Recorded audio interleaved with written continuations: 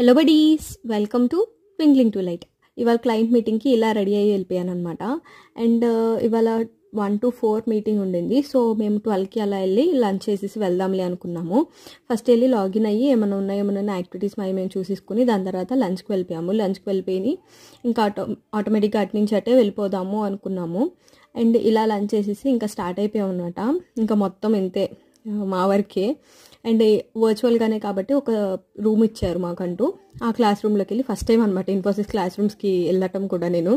And ఇది వచ్చేసి room. And lunch చేసి వచ్చాం కాబట్టి ఎక్కడ నిద్రపోతామో అని మధ్యలో గేమ్ కూడా ఆడిచ్చారు, క్విజ్ లాగా. అండ్ ఇది వచ్చేసి లీడర్ బోర్డ్ అనమాట. అంటే వీళ్ళు వచ్చేసి విన్నర్స్.